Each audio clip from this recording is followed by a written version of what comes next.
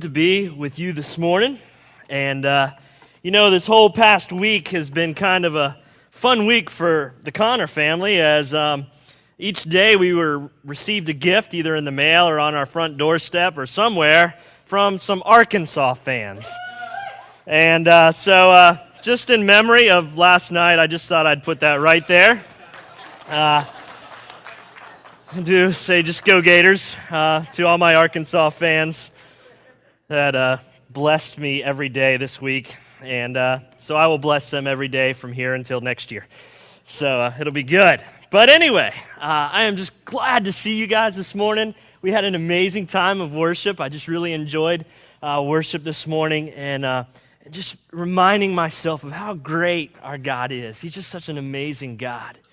And to put up with me and to invest in me says a lot about our God. Because I remember as a boy, I used to get in a lot of trouble. I'm not going to lie to you. As a matter of fact, when I was growing up, my mom found this T-shirt. And I remember the T-shirt because this was back in the 70s. And you had those like vinyl shiny T-shirt things. And I had a T-shirt and it said, "Here comes trouble."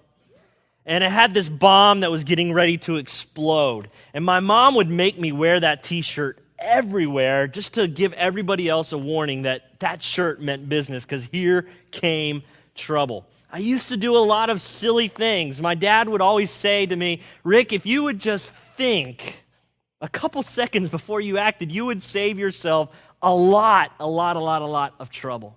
And I remember as a kid growing up, I remember that one day, a friend and I were playing in the neighborhood, and we lived in kind of a new neighborhood in Oak Forest, which is over in, where is it now? It's in Winter Springs, thank you. In Winter Springs, and we used to live in Oak Forest growing up, and it was this huge subdivision, houses were going up left and right, and me and my friend were playing on the street, and we had this really great idea because we got kind of bored, and we thought, let's see who can throw the rock over the 3-story house that's being built. And we thought that would be a really cool competition to see who could throw it the farthest, the highest, and make it over the house without touching the roof. So we decided that would be the game plan for that few minutes. And so I grabbed my rock, I picked one out, I picked the right rock, and I remember I took the rock in my hand, and I put my hand back, and I let that thing go. And I'm like, oh, this is going to be amazing, because the deal is we had to make it over the house without touching the roof. I thought, this is going to be great. It's going, and then finally the rock kind of reached its highest point and began its descent. And it began its descent right into the 3rd-story window. And I remember hearing the sound of breaking glass, and then all you could hear is the sound of our 4 legs, running as we were just trying to find a place to hide as fast as we could. And I remember that day as the day went on, because it was a weekend, and I remember the guilt just got the best of me because there was one thing about me that I had a problem with. I could not, for whatever reason, my mom had like this hold over me, I couldn't tell a lie to her. And I had this guilt just in me, and I just had to tell somebody that I broke the window.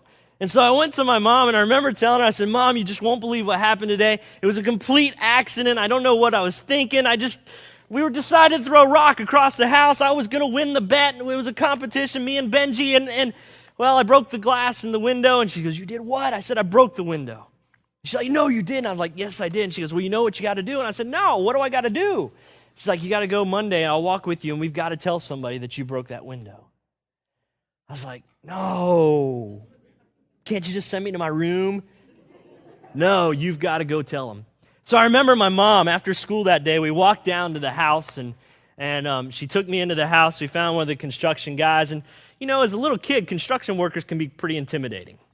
And we found one of them, asked who was in charge. They pointed to the guy and went up to the guy in charge, and I said, "Listen, mister, I have to tell you that the window on the 3rd story, that's me. I broke it." And I was scared. I was terrified. I was shaking in my little Nikes. I mean, I was just scared to death. And tears were rolling down my eyes as I was telling him. I began to choke up, began to sob. And the guy looked at me, the construction worker looked at me, and he said, "You know what? It takes a brave little guy to come up and tell me that you broke my window." He goes, "Here's the deal. I forgive you. And guess what? We got an extra window, so you don't even have to worry about paying for the window." I was like, wow. So I tell you that story to say, you know what? It pays to forgive. It really does. I mean, out of that, I didn't have to buy the window. I got forgiven for the thing that I did. The guilt was gone. And so it really pays. In these past few weeks, that's kind of what we've been talking about. We've been talking about forgiveness. And as you know, we're calling it forgiveness the real F word because we believe that forgiveness is the real F word. Today we're talking more, though, about your future than we are about your past because I believe that forgiveness is kind of a futuristic thing. But for our forgiveness to flourish, for our forgiveness to really take place, we kind of have to make peace, though, with our past, don't we? You know, in our first week, I talked to you a little bit about how unleashing unforgiveness is really unnatural. I talked about how it's hard. I talked about how when people make you mad, do something to hurt you, the only thing that's on your mind is how are you going to get back at them? You're going to stick it to them. And so forgiveness just does not come naturally to us. And I asked you the question that first Sunday, I asked you the question, who in the world is it that you are holding unforgiveness towards? Who is it that you're dragging around and you're holding on to that unforgiveness? Last week, Pastor Howe came and he reminded us that unleashing unforgiveness has some huge and amazing benefits for us, not just physically, but spiritually and emotionally as well. And today, I kind of want to share with you the idea, and as we wrap this whole deal up about unleashing unforgiveness, I want you to leave here knowing this, that unleashing unforgiveness is unending.